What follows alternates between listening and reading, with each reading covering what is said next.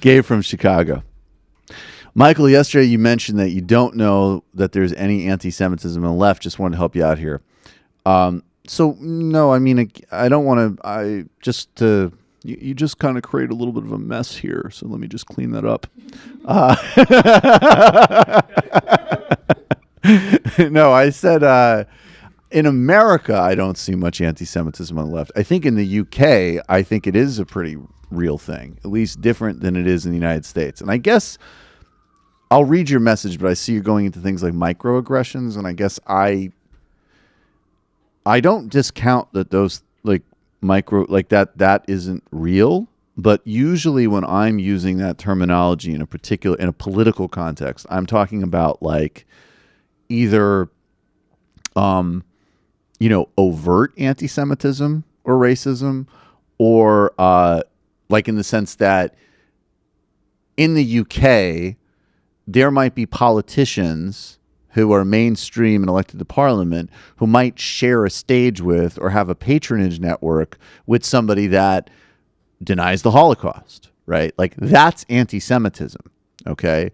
Not like somebody makes sort of a weird comment that you arch your eyebrows about Jews in finance, which, could also be a problem. I'm not negating that, but I guess in these contexts, I'm talking about either something really overt or like an actual policy. So that being said, there isn't a significant amount of overt anti-Semitism. However, there is, and you capitalized is, which is extremely Jewy of you. Oh, sorry, did I say that out loud? Is however, a healthy amount of unintentional anti-Semitism. Microaggressions bleed over from anti-Semitic groups.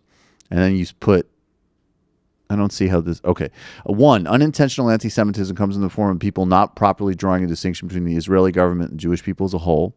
In my experience, it's usually pretty easy to get these folks to understand the mistakes they're making, but not always.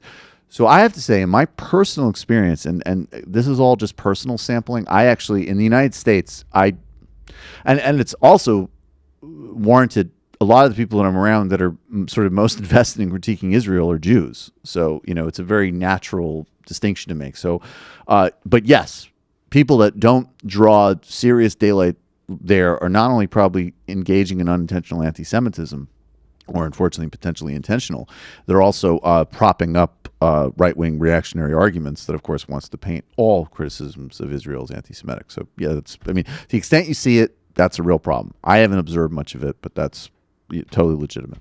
Have you guys? It's hard with the Corbyn thing because whenever I see it, and I saw Dan Schneider appeared on Owen Jones's podcast, and it looks like they had a good faith discussion about it. Dan Schneider has some concerns about, but he says like it's not the leadership, it's right. Like I think it from the context of when I hear about anti-Semitism in UK Labour, it seems to be a Corbyn smear. So I think I've been maybe too quick to dismiss some of that stuff. Like I want to actually, it's funny because this will be, and Gene and I are going to get into this on the show, but I'll give you the quick primer that I actually understand, and this is going to really blow the mind of dumb Sam Harris people, and this is exactly the type of thing that's very dangerous to talk about in public discourse because people are going to over extrapolate and draw the wrong conclusions from it.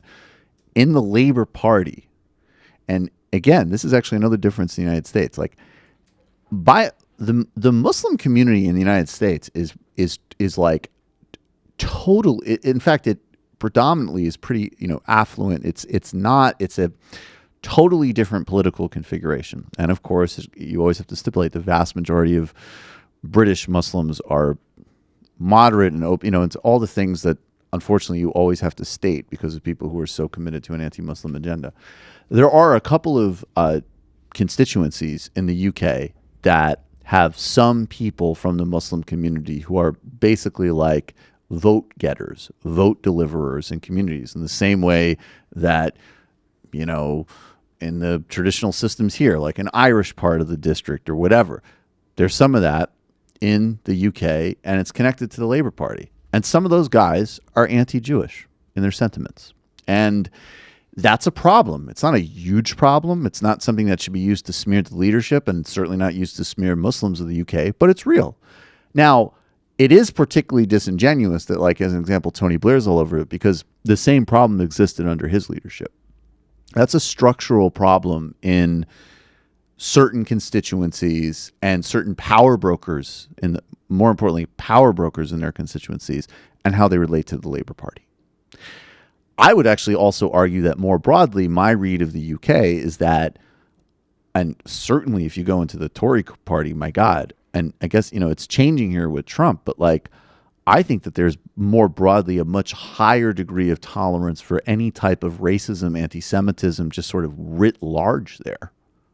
I don't think they're as advanced, frankly, as we might have been, I guess, a couple of years ago. I mean, under Trump, everything has been shaken. But I think, so there is a material reason behind some of this, and it has to do with voting networks and vote delivery. And I think that lets some of the stuff kind of bleed in. And I don't think that is in any way unique to Corbyn. And I also think, ironically, the people on the right, they're doubly cynical because they actually don't care about the microaggressions and the they don't care about that stuff. They're pissed that Jeremy Corbyn has said, maybe the UK should suspend arms sales to Israel, which guess what? They should, because Israel is a horrific violator of human beings. And that has nothing to do with Judaism. It has to do with ethno-nationalism, which we should oppose in every way, shape, and form. And anybody that doesn't consistently apply that principle from Pakistan to Israel to Turkey to Zimbabwe to the United States is, my political enemy. Anyway, I feel like I actually kind of covered. I'm sorry. I just don't want to keep going in on this. So I think I covered the other things you said, but if I didn't, call in.